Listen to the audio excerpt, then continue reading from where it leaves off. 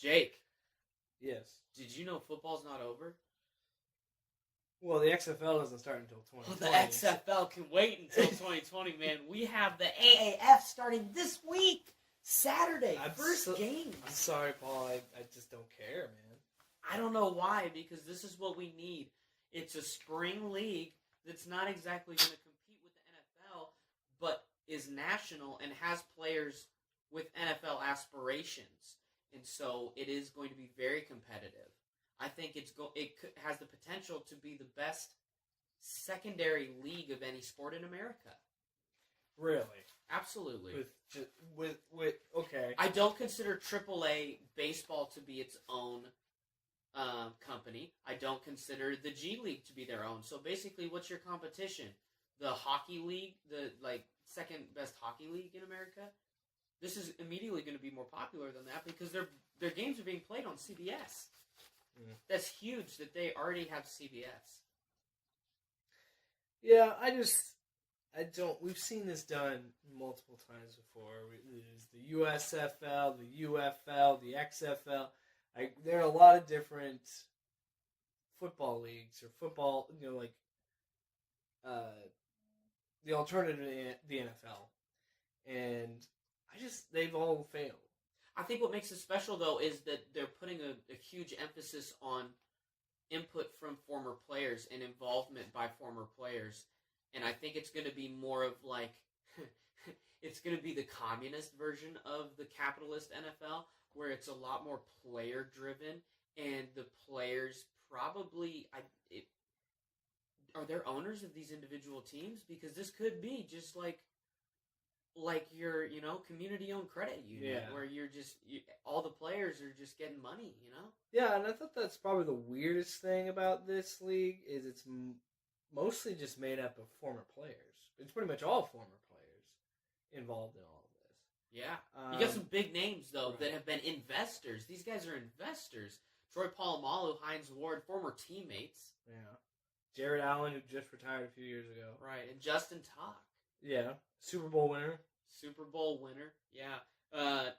Real emphasis on defensive players. Yeah. So I'm interested to see how they treat in-game health, like concussion protocol and things like that. I've heard they will not be testing for cannabis. That is something about this league. I heard that from spokesman Ricky Williams. Of course. On the Dan Patrick Show. Of course. Ricky Williams says no weed in my league. Ricky Williams said, you want me to, help with this? Y'all, drug testing? Nope. Oh, cool. I'm good. But yeah, I heard him say that they do not test for cannabis, and so maybe that'll be a draw. And maybe that'll make them more forward thinking of health as well. They got their head on right at the head of football operations, because it's not just a punching bag puppet like Roger Goodell. You got Bill Polian, who knows what he's doing. I think that's going to be good for the health of the league as well. Yeah, I think it's a good move as well, and I'm just going to get it out now. Paul and I have a serious rivalry because I think that the XFL reboot is actually going to be successful, and that's where I'm planting my flag, and Paul is planting his flag in the AAF. And we're not going to have that argument on this show. Not tonight. We have agreed that we need to save that for when Brandon can mediate, and we will also do a preview like this for the XFL. We'll do the debate, but we're going to give you the preview on each league. We're not going to say this is better, so we're not going to cover. You decide. Absolutely. But you better come, when you come for the king, Jake, you better aim for the head, because, bro. Yeah, I know you do more research. I'm going to take you down. I'm going to take you down. The AAF is absolutely going to be a better franchise. Well, they do have some interesting differences from the NFL, and that's going to be something that's going to set them apart right away. No kickoffs. Here it is again. The health of the league from former players. Right. So they're going to give a different insight to promote player safety. And I've noticed that XFL, and I'm sorry to bring this up, but I know that the XFL has a similar emphasis where they're trying to make it a faster, safer game. From the guy ahead of the WWE. We'll get into this later. Because you and I both know he's not running it. It's Oliver Luck. Andrew Luck's dad. A very good pick. Very good. Very smart man. But, the argument for keeping kickoffs has always been, how do you give an onside kick situation that is so important in the end of close games? And here is what they found is, I think, is a very good solution. You have a 4th and 10 from, at college, overtime just starts at a specific point on the field. You just have a 4th and 10 from the specific point on the field. You just got to get to the 10. Maybe you have it probably not on the 10-yard line, because having it against the back of the end zone would actually hamper the offense. So maybe it's on the 50. Okay. But what do you think about that? So they have to go for that one play, and if they get it, they keep the ball. You have a 4th and 10, and it probably, is set up in a way that if they fail, the team that was on defense gets the ball at like the 40, or kind of like if they would recover the onside kick, kind of probably about like you're risking them having really good field position. But I like that. They're also going to have less timeouts. No TV timeouts. How's that going to work? Which, thank goodness, because the NFL has kind of been flirting with this by putting those 30-second ads in picture-in-picture. I don't mind that. No, I like that. I'm actually okay with it. I'm cool with it. Yeah, me too. I've accepted it, and I like it. No extra points. You got to go for 2. I love it. I don't know about that. You don't even... all you need... What's the point of having a kicker? You don't have a kicker. That's what I was just going to say. You kick field goals? All you need is your strongest running back for kickoffs, because any onside kick... Well, I guess you do have field goals. You need a kicker for the field goal. You need him for a field goal. But honestly, they're getting rid of a lot of the need for kicks and a lot of unnecessary contact. Okay. I don't know. It's an interesting approach to football. There's going to be more irregular scores than what we're used to with football. Because with football, we're used to, if I'm guessing a score... Like 17 to 14 Exactly. or something. My go-to numbers are 17, 21, 24. Something like that, yeah. Absolutely. Yeah. But with this, they're going to be wonky. It's going to be like 22 to 20 or like exactly. 25. They're all going to be even numbers. Yeah, it's going to be even numbers. They're all even numbers. It's going to be like 52 to 50, stuff like that. Yeah, so everything's within a field goal. I kind of like that. Now let's take a look at these teams. First one here, I'm really excited about because I'm going to go to a game of the AAF. I'm sure it's like $10. It's actually 20. Oh, okay. It's $20 for tickets to Arizona Sun Devil Stadium in Tempe to watch the Arizona Hotshots, and I'm going to be in that area in March, and I'm going to go to their game against the San Diego Fleet. Of course, Rick Newhouse is their coach. Yeah, what was very interesting, and I didn't put that on the preview here, it seemed that they didn't have an actual draft, but it's more of you get the rights to players from 4 NFL teams and these colleges in a region. So, yeah, and so Birmingham, the Birmingham Iron... We're going to have all those Alabama players. Exactly. They get the Alabama rights. So most of the Pac-12 rights go to Arizona, and some of them go to San Diego and Salt Lake. But a lot of the Pac-12 South goes to Arizona, and then they also get Arizona and like New Mexico State, and I think they get Colorado State and Nevada and UNLV. But some players, John Crockett, who here in the Midwest, some local connections. He was one of the best running backs for North Dakota State on their magical run of the past 10 years. And he was on the Packers. He did some rushing for the Packers. Brandon and I know him as like the third back on Madden 17 for the Packers. One of those that's just shaded with a silhouette. He didn't even have a team picture. But he had a cup of tea with the Packers. Besides that, Josh Huff played for your Bucks. Memorable or no? No, he wasn't. No, he wasn't very great. And that's where we're going to start with a lot of the AAF. There's a lot of guys with promise, but there's a lot of guys that are trying for an NFL comeback. I know I'm skipping ahead here, but this caught my eye. I'm looking at the Atlanta Legends. Yeah. Their offensive coordinator. Oh, I love it. Is Mike Vick. Return to the city right when his 30 for 30 is going to come out. Oh, man. He might make the hate dar. He really might. If Atlanta has a bad season and that 30 for 30 comes out, look for Mike Vick and Lance Armstrong to have a strong year on the hate dar. Really? Yes. People have forgiven Mike Vick, though. I kind of have. It served his time. I've forgiven him. Unlike because- Lance, Lance didn't go to prison. We'll get into this later. Yeah. Let's keep it with the AAF. Yeah, so I just thought that was interesting. One thing that I thought was interesting about the Legends, they're going to be playing at Georgia State Stadium. So here's where I am against everything that is the Atlanta Legends. One, I don't think you should pick Atlanta. I think there's too much going on in Atlanta for you to be a popular and successful sports franchise of what you expect of these other cities. And so another reason that I believe that, we just had a Super Bowl in Atlanta. The soccer team in Atlanta plays in that stadium. But they couldn't rent it to this team, and they don't compete with the same schedule as the Falcons. I see that as a big red flag. They don't think they can fill up that stadium. Yeah. It's going to be very fair weather in Atlanta. Players, though, they have Aaron Murray. He was Georgia, not Alabama, correct?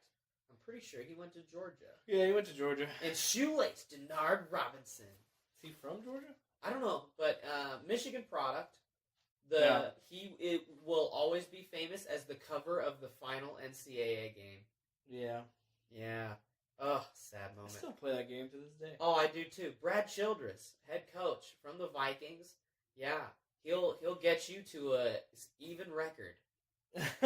He will steer that ship to so they have a 10-week season. He will steer that ship to a solid 6-4 and miss the playoffs. You guys want to hear the least shocking thing of your life? Please. A Packers fan talking trash on a former Vikings coach. What? There are no Vikings coach of note. What about the Sex Cruise? Their best quarterback of the Who's past the Sex 20 years Cruise was a coach? rental. You know what I'm talking about? No, I know of that. I was a little too young for that story, and I haven't really read up on it too much. But that was the time. Dante Culpepper, Randy Moss. Yeah, that was the good. I remember those years as being kind of Packers down years to the Vikings within the division, and I remember a lot of years of losses to Culpepper, just running wild. That sucks. But I digress. Birmingham Iron. I like this one. I think the Birmingham Iron, this is one of those picks where, Arizona has an NFL team. Atlanta has an NFL team. Now, we're going to get into some picks where I think the AAF, they hit it out of the park here. Alabama can definitely have an NFL team because of the lust of college football. Not even just for Bama, but Auburn as well. Yeah. I think that the Birmingham Iron are going to be very successful, and they think so as well. Do you see the stadium they chose? Legion Field. Yeah, so that's, I can't think of the bowl name, but it's UAB, and it's a big bowl. It's almost 3 times the size of where Georgia State plays. So they're betting big on Birmingham, and I like that. I think Birmingham will be successful, also because they get the Bama players. Yeah. So you look down here, and there's Trent Richardson as their running back. Like, well, Yeah, Blake Sims. Yep. Yeah, I wrote down all 3 quarterbacks here because it seemed like they were really promoting it as an open competition. And this guy, Luis Perez, he got kicked out of a school for like an assault or a fight that he was in, and he just kind of bounced around schools. And I think he did a little bit in the CFL, and now he's trying to get into an NFL here. Scott Tolzien is one of their quarterbacks, another Packer, former backup of Aaron Rodgers. Coaches, Tim Lewis, former Steelers and Giants. Oh, the Giants 2007 defensive coordinator. That should get you a head coaching job.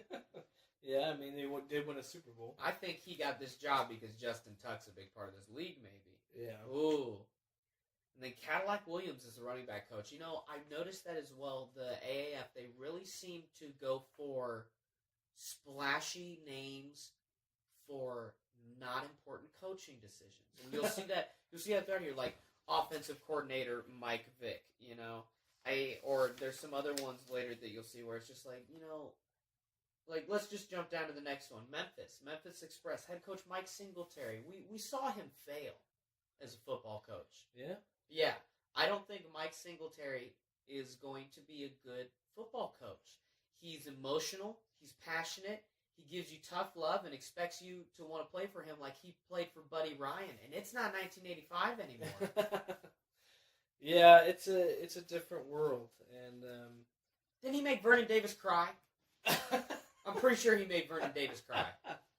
But yeah, that style of play and mentality just doesn't cut it in today's football. Great look for the AAF having one of their coaches in the NFL 100 commercial. Players for the Memphis Express: Christian Hackenberg, Zach Mettenberger. They just got Big Ten guys. Man, Zach Stacy, running back who can be productive. I had him on my fantasy team for a few years. Is Memphis a good pick? I think Memphis is as a city. Sure, I think that the Titans aren't huge competition. Right. They're not in the same city. Yeah. To clarify, because half the people that watch the NFL don't know the Titans are Nashville. Yeah. I think when you look at competition, I know that we didn't mention what we did with Atlanta, but Birmingham has no competition. All that Memphis really has is the Grizzlies, and the Grizzlies aren't really that good. Grizzlies have been barely competing for an 8 seed, and they're about ready to blow it up. I think they might trade Mike Conley this week. And Memphis basketball, I think, is up in the air. Memphis, they're on an upswing. They just hired... So that's what I was wondering. They hired Penny Hardaway, and they got like the number 2 overall. Oh, and Mike Miller's on their staff. And they just got the number 2 overall prospect of next year. Yeah. But you're right, I'm kind of on the fence about Memphis. Memphis is a city that I feel would really benefit from regionalized rivalries. Like, you get one of those South rivalries along the Mississippi River. You got Memphis not getting along with a team in New Orleans. Or maybe it can be Memphis and Birmingham. But that Southwest, where the NBA has really done that with the Southwest Conference, where there's New Orleans, Houston, Memphis, and they really go at each other. I think the Liberty Bowl, it makes the city a better pick. Right. But we'll see how popular Memphis is because, like you say, the Titans aren't even that popular in that state. Not really a football mecca. Another place where you don't think football: Orlando. The Orlando Apollos. Excuse you. 2017 national champions UCF say otherwise. That's where they're playing, Spectrum Stadium. Which I think is good. I think that, honestly... You had to get a Florida team, right? Yeah, you did. You didn't want to put another team in Tampa because they are getting an XFL team. What about Miami? Would Miami have been an option? The Dolphins, really? They just got a Dolphins and the Hurricanes? Good point, but that's what makes it. The Dolphins are down, and if you have successful college is not going to compete with these fan bases. But I think that UCF. That's why Birmingham will be successful. That's why I think UCF has made a culture change in Orlando. I think Orlando. I hear that. That city loves that team, so I think it's like a college city right now. Because there's the Magic, but what have the Magic done since Dwight Howard was there? So I think there's enough there to bolster something with Orlando Apollos. I don't hate them putting it in Orlando because I think you could say Tallahassee, but when you look at it, Tampa, Miami, you could probably put them in Jacksonville, honestly, because who really cares about the Jaguars? It's a matter of time until Jacksonville moves to London. Right, so you could maybe put them there, but I think Orlando was the right choice because the Magic suck. The Magic have been bad for a while. So this is something to get them to root for while they wait for UCF to get back on the field because I see them only caring about UCF and the Apollo. Right. Well, what I see Orlando doing is they have the rights to basically every Florida school, and I think that's going to be a good pipeline because some of their players of note: Stephen Morris, former Hurricanes quarterback, and Ladarius Gunter, former Hurricanes cornerback, who was a pick for the Packers, and he was on the Packers for the past few years. And Steve Spurrier is their coach. Steve Spurrier, the old Bunko. So this alone is why I, as a Tampa Bay Buccaneers fan, and having my flag planted in Tampa for my professional sports teams, I have to go with Orlando because they're the only Florida team and they're the closest to Tampa. So I'm going to go with the Apollos. I'm really up in the air. I got 2 options for the team I'm going to choose, and I don't really know which. The other one I'm going to go to Phoenix Hotshots game. I think that's going to be really cool. But the other team, San Antonio Commanders. And do you see why? Do not put any money on the Commanders because Mike Riley is their head coach. Okay, I understand. As a Husker fan, I know all too well how bad he is. I understand the Mike Riley hate, but do you see why I'm going to be cheering for the Commanders this year? Oh, Joel Lanning? Joel Lanning, man. Hometown favorite. I've known him since we were in preschool at my church together. Humble brag. He is a friend, but, not somebody I'm in regular contact with because he was on the Cowboys practice squad last year. But I'll always cheer for him. I see his mom at church every week. All right, humble brag over. They're playing at the Alamo Dome. They're playing at the Alamo Dome, which I really like the choice. I think this was a good city to choose. You see how they love the Spurs.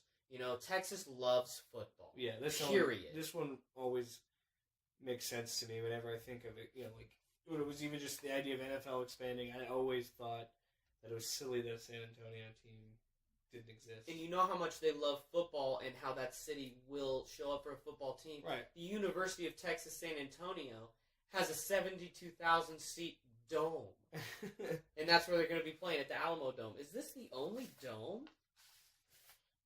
Is Georgia Stadium a dome? Georgia Stadium? I don't think so. No, none of them are. So this is the only dome. That could be Georgia State Stadium, I think, might be a dome. Okay, we'll look it up. But yeah, this is most of. I think this is a winner. I think they have name recognition. I see all these former Packers on here. I think that the AAF really saw that the Packers. Mike Riley. They build within the organization. They try to develop players. Mike Riley. Jaron Elliott, linebacker for the Packers, and then Joel Lanning, and then David Cobb, former Minnesota running back from a few years ago. You can't get past Mike Riley. No, I can't. Okay, so we know who's betting against the Commanders in every game. You know what city I think is another winner? Salt Lake. Seriously. Because all I have is the Jazz. That's really the only competition in that area. And don't you think that demographic would like a football team better than a basketball team? Yeah, I'm going to get stereotypical. Because you got Utah State, BYU. There's a lot of football. They're playing at Utah Stadium. They're playing at Rice-Eccles Stadium where the Utes play, and that's their only real in-season competition is the Jazz, which they love the Jazz there. It is kind of like a college basketball atmosphere. Mm-hmm. But I think they're going to show up for a football team. I think they're really going to and I think a spring league is really good for a city like Salt Lake. What do you think? Anything stick out to you about this team, the Stallions? I think it's Dennis Erickson being the coach. Hasn't been a name in a while. Yeah, I remember hearing about him, but yeah, he's kind of just faded away to football obscurity. So I think that's the biggest surprise to me about this. For people that don't know Dennis Erickson as the U Part 2 coach of Miami National Champions and a 49ers head coach as well. So, yeah, he's had experience.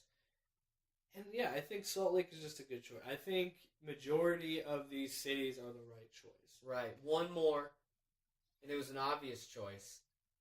A great choice. How could you not? This had to be your first choice. San Diego. They're ready for the rebound. Yep. They'll love you with what they think is love, but it's just pain. That's what it is. You'll never be LA.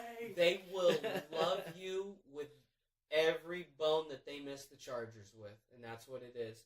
They're playing San Diego Stadium, another big stadium choice, but it's a city where I think that they're going to be successful. I think San Diego also needs an NBA team, but that's for another time. Yeah, I love how you just put none for competition because there literally is no competition for this team. You got Aztecs basketball, which was good, not as good. I think. Yeah, San Diego is... this had to be a building block. You had to do this, yeah. As soon as... When this league was getting put together and formed, as soon as they saw that they moved to LA, bingo, that's our first city we're going at. Absolutely. That had to be immediately, dart right there. We're getting that city. And I feel bad for the people of San Diego because they got screwed out of a team that they really cared about. And I hope the fleet can at least give them something. Like Their that. only real team. Yeah, the Fleet. I like that. They really did. I think they did a good job of picking the mascots, except the Orlando Apollos doesn't really work. I like the Hot Shots. Legends is okay. Iron works. Express is okay. I like Stallions is kind of out there, but it's not as bad as the Jazz. Right, you're not a genre of music. No. In one of the whitest places in America. I know, right? I never think of jazz when I think of Utah. You can't. But you can think of a fleet of ships when you think of San Diego. Because the USS Iowa's out there? I think that they're further north. I think they're San Francisco. Oh, okay. Or LA. I'm not sure, man. But Simon goes out there. I don't know. You think they'd let me go? Simon's been out there twice since I've been at the radio station. I don't go with him. But coach, I think this might be the best coach in the league. Mike Martz, huh? Mike Martz, yeah. Kind of flamed out, but he was the offensive coordinator to the greatest show on turf, Kurt Warner's Rams. Okay. But then they won one Super Bowl. Some guys are better as coordinators than coaches, but I think second time around, some guys change that. Like Rex Ryan was better with his second coaching job because he realized he should probably just call the defensive plays. Yeah. I think Mike Martz is going to do a good job here. Better than the Lions, but nobody's going to do good as the Lions offensive coordinator. Some players that stuck out to me, Josh Johnson was the number one pick of the quarterback draft. They had a special quarterback draft for this league. That's weird. I saw that. They had rounds. Typed inappropriately. Yeah, they had rounds of quarterback for a draft, and he was the number one taken. You might know him from earlier this year, where he was picked up by the Redskins instead of Kaepernick. And he was quoted as saying, "I learned my teammates by playing Madden before I got there." I thought that was pretty good. Besides that, Bishop Sankey, who has been an NFL running back for Titans, a few other teams, and Philip Nelson, former Gopher quarterback, who's been in the CFL. So they got a full slate of games this weekend. They play on Saturday and Sunday, and I'm really excited for what we're going to see. I know that you were more excited for the XFL, but are you going to watch some games this weekend? Yeah, probably on Sunday. I'll probably catch a few. I'll watch it because it's football. You'll have a void on your Sundays. You'll. It's like all San Diego fans. You just want a little more football. Well, I know I'll be out of town on Saturday, so I'll probably watch it when I'm nursing a hangover or something. Yeah, I want to trash on it, but I want it to be successful because I'm with you. I think the NFL is a monopoly. A monopoly that needs to be stopped. I think all the big four sports have that monopoly. Like you were talking about, there's no other competition to the NBA. There's no other competition to the NHL. Correct. Or MLB. It's all one thing. So I think I want to see more of this. Alternative leagues. Because I need sports in my life 24/7. 365.